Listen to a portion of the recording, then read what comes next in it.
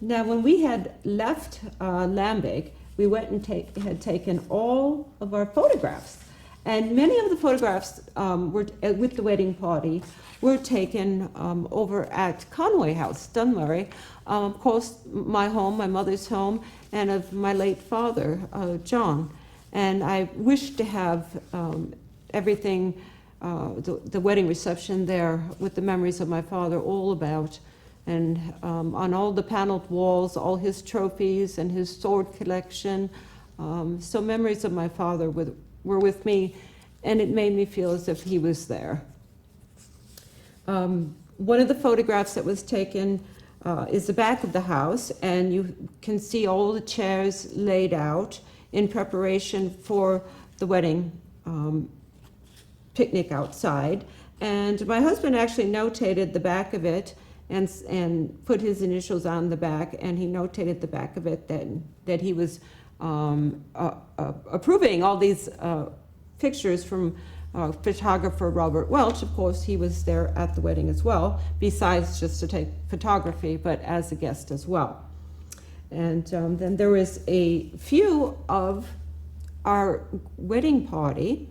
There is here, we have one, and there's another one where I'm facing Tommy, and there are several others. And the canes that the ladies were holding for the party. Well, I had thought, of course, my mother, or possibly Nina, my new sister-in-law, had something to do, or even my older sister Elizabeth, in putting these canes together.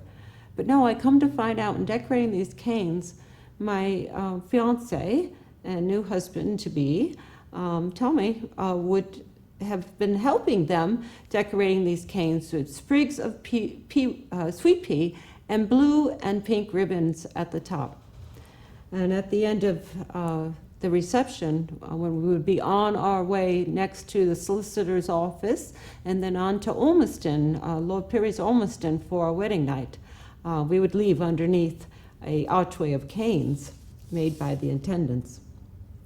Some other photographs that were taken at Conway in Dunmore on the grounds. Myself and my husband together, myself looking at my husband, another of us standing straight forward to the camera. Beautiful, beautiful photographs. And I'm sure you are wondering about my ideas for the wedding, along with the gifts that were given. I can't possibly show you everything today or go over everything, as I also wanted to share some of the things about the yard that I promised Lord Pirrie I'd be looking over for him.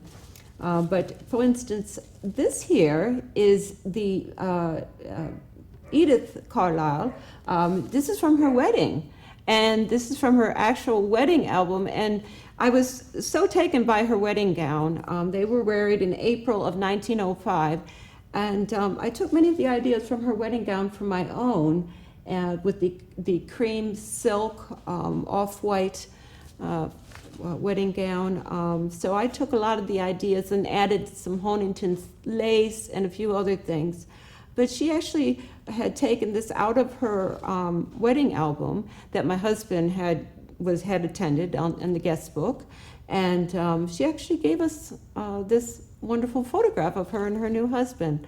And I do believe on the back is a larger photograph of her husband in his wedding regalia, and hopefully you can see that very well. Well, some of the things, Reverend Chancellor Banks and his dear wife gave us a wonderful breakfast tray and some pretty pictures. My brother-in-law, James, an amethyst, pearl, and diamond bracelet. I don't have it with me today, but James has always known how much I love pearls. And of course, amethyst, a sign of mine and Tommy's love and devotion to one another. He also had given us a silver wheelbarrow. For my brother-in-law, John, and Jenny, we were given an inlaid cabinet and silver mustard pot and a Chippendale clock. Yes. And I do believe trying to think, the carriage clock may have also been from him.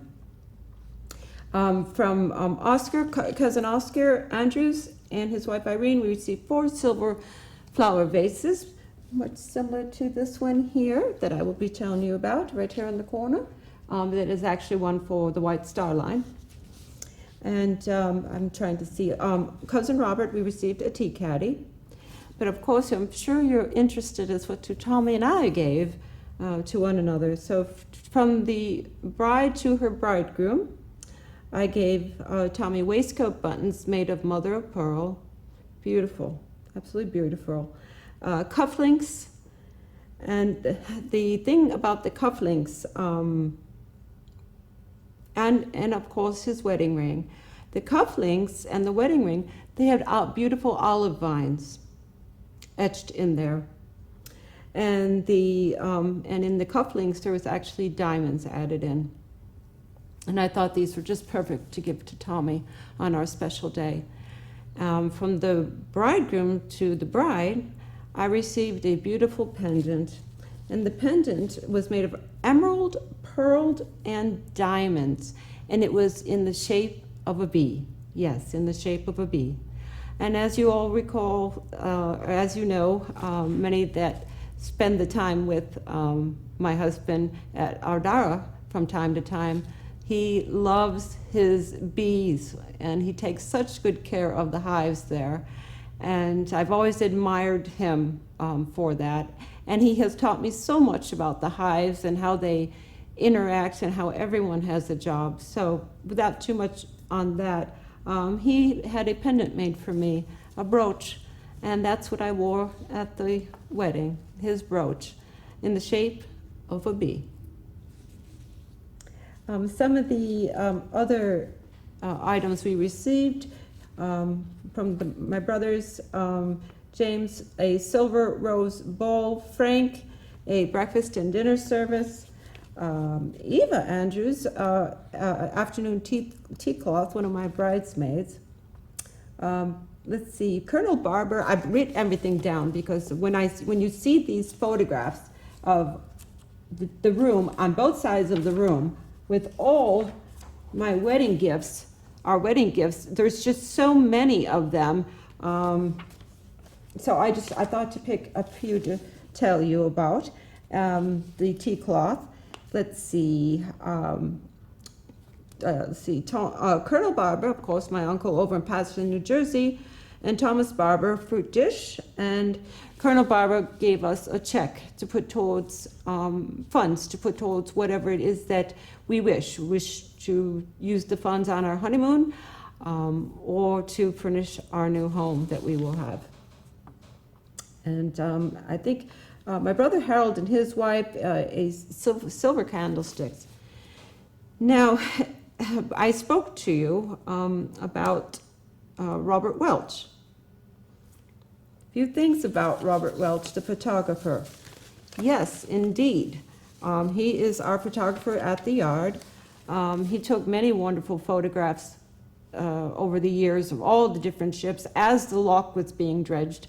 All now as the gantry was going up, now with the Olympic class liners beginning. He was also there the day that my husband and Lord Perry gave, Bram Stoker, the author, a tour around the shipyard. Yes, Bram Stoker, who wrote Dracula. He actually is quite interested and good friends with Tommy and wanted to come to the yard and see everything he could show him about the ships and how they're built. So Robert Welch took photographs of everything at the yard, special visits, and he took these beautiful wedding pictures that I am sharing with you at our wedding. Now, I do think I have it written down what he had, let's see, he had some wonderful gifts. One of the most important pieces to me, and most heartfelt from Mr. Welch and his wife, is Through the Frosty Morn. And it's the beautiful engraving back here in the frame, and these wonderful sheep out there on the meadow with the frosted, the snow and the frost of the very early morning. It's quite relaxing and just so very sublime. And he had given that to us, him and his wife. It's one of the best wedding presents we received. We received so many, but that is very special to Tommy and I. Mr. Welch has such a flair for photography and drawings and engravings, and this was very special. So we are very grateful for that. I brought that with me many times to Conway, and when I'm staying elsewhere, just so I have it with me while I have my teas. Another one of the wonderful gifts is the serving tray right here, and this serving tray is from the Harland family. Henry, my other suitor, well, I was being courted by Tommy, yes. We all know the story of my having two gentlemen courting me at the same time. I know, rebel, of course. Till Mother stepped in and refused me to leave the home until I chose which suitor would court me, of course being Tommy. But I'm still, and so is Tommy, very good friends with Henry and his family. So this beautiful drinks tray server is from their family, and it's all silver, quite heavy, and it has some beautiful pedestals. Let me see if I can, it's quite heavy. Here it is. I don't know if you can quite see the etchings. It's beautiful. It's got the Harland family stamp in the middle, and then on the back you can see, still quite shiny, and you have the pedestals to where it would stand, so it would not lay flat on the tables for serving. So this is one of my favorite pieces from the Harland family. And there's some a salad bowl and some other silver pieces from Henry himself. So this is from him and the family, but there were extra pieces of which I shall show you next time from Henry himself. But isn't that beautiful? I think, there we are, it's back where it should be. I have a few more pieces, but I feel badly that I did not go back to the items that Lord Perry had been sharing with me and my husband regarding the artifacts from, the pieces, artifacts from the yard, and from pieces from the past used in White Star Line. For instance, this is an 1891 bread basket tray, and my husband's quite familiar with this, as when he has been on board all the White Star Line vessels for their beginning run and their inaugural run, and for the, of course, the tests.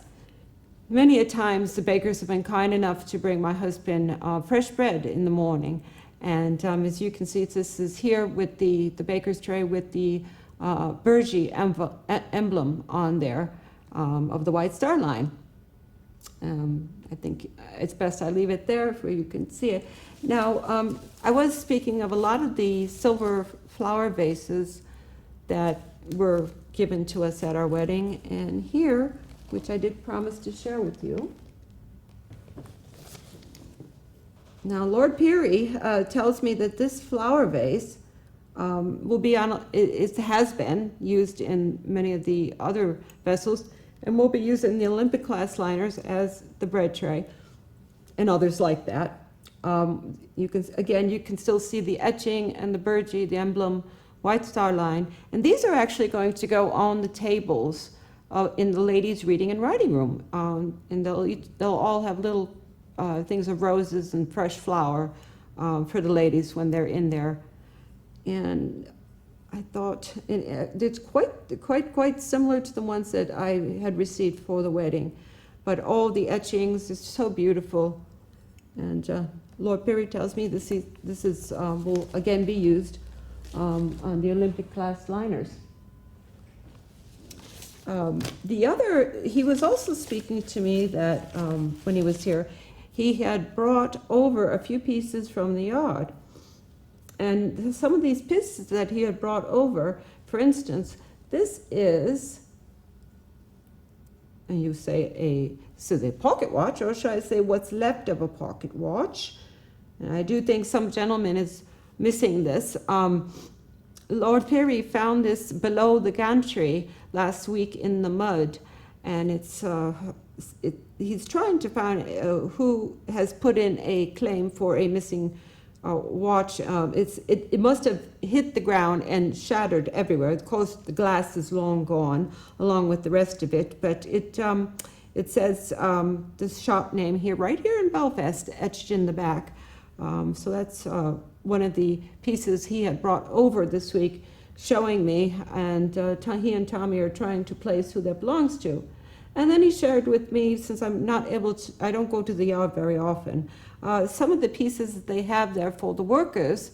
And this here is a locker tag. So the lockers are assigned with a number for the workers, and this is one of the locker tags. And then here, somebody's going to be in a lot of trouble, because this is a wedding ring that was found below the gantry. Again, Lord Perry and my husband are trying to locate its owner. I do believe we should find out who that is very quickly, because I'm sure his wife will be noticing that it's missing. Another piece that they shared with me, I was wondering, with all the riveting and all the stamping and all the banging with the hand done rivets with the 5 workers, that it takes 5 of them to pound in a rivet. You have your catcher boy, you have your holder upper, and then you have the gentleman, each gentleman that they hit the rivet from either side of the plate.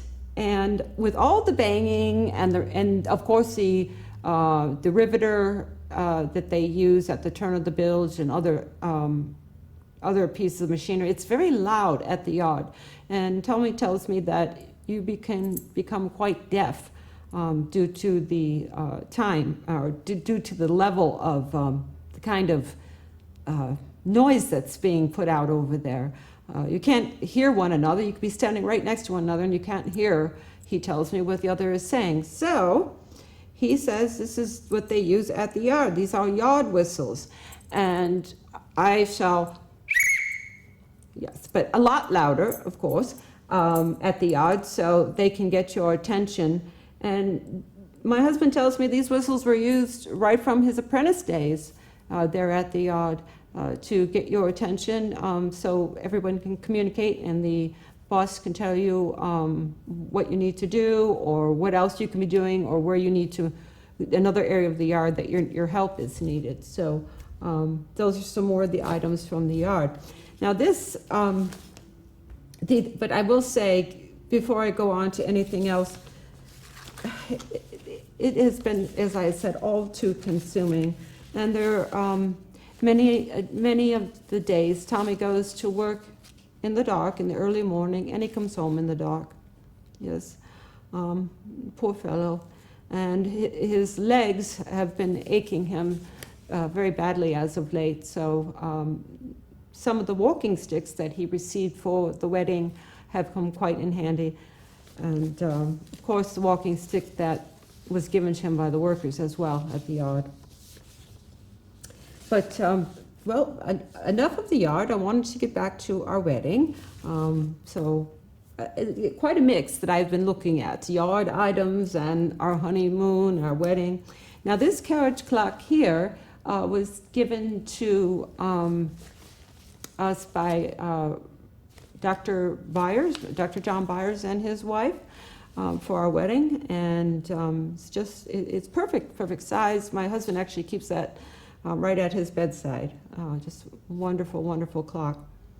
I'm trying to remember who gave us the book Pyramids in Progress. I'm trying to see. Not quite certain who had given us. Mr. Ward donated or gifted us the Pyramids of Progress book, and I do believe he brought over more beautiful pictures to hang on our walls. So this is book right here. Now, Reverend Banks, Chancellor Banks, and his wife, regarding Lambeth Parish, where we were married, he tells me that the organ was erected on the east end of the south aisle in 1903. So it was about 5 years of age when we were married there, where Tommy was sitting. And he also had donated the pulpit, the sanctuary chairs, the lectern, all a gift from Reverend Banks, and a wonderful, wonderful memory of our special day.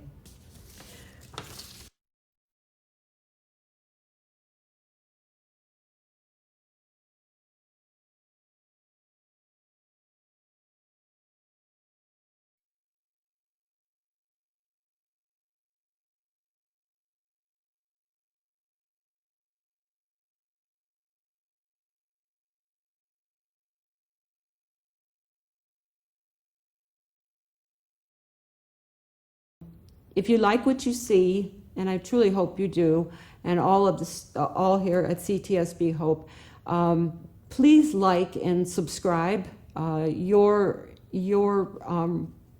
like and your subscription helps us to further continue our work.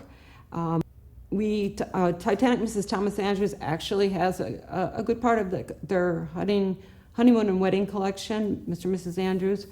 But we strive to find more to add to the collection that is out there, and we can do that with your help and your interest. So if you're enjoying our work, please like and subscribe. And thank you, everyone, for all you do in support of our work.